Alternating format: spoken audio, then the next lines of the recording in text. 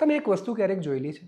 જ્યારે તમે અનહેલ્ધી હતા, જ્યારે તમે અનરૂલી હતા, ડિસઓબિડિયન્ટ હતા, જ્યારે તમે ડિસ્ટ્રક્ટિવ કામમાં લાગેલા હતા, લેટ નાઇટ પાછા આવવું, કોઈને જવાબ આપવો નહીં, કોઈક પ્રકારના વ્યસનમાં પડ્યા રહેવું, કોઈ જવાબદારી લેવી નહીં, ત્યારે તમે બહુ જ કૂલ હતા, તમે બહુ જ અટ્રેક્ટિવ હતા, તમારા ખૂબ સર્કલ્સને ગ્રુપ્સ હતા અને તમારી પાસે સોશિયલાઇઝેશન માટે ટાઈમ પણ નહોતો રહેતો, એટલા બધા લોકો તમારી લાઈફમાં હતા. પછી એક દિવસ આવ્યો કે તમે નક્કી કર્યું કે મારે મારી લાઈફને હવે કંટ્રોલમાં લેવી પડશે.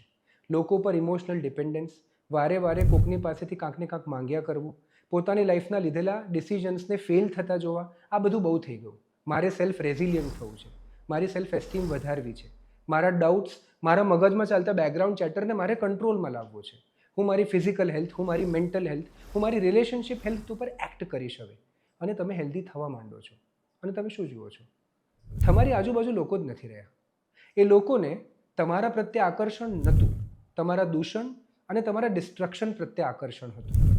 જ્યારે 2 થી 5 લોકો સાથે મળીને ડિસ્ટ્રક્શન કરે છે ને, ત્યારે મોબ સાયકોલોજીમાં માને છે. મતલબ, હું એકલો ખરાબ કામ નથી કરતો કે કરતી, આ તો બધા કરી રહ્યા છે. અને એના કારણે તમારી બેડ હેબિટ્સ વખતે તમારા ફ્રેન્ડ્સ મેક્સિમમ હશે.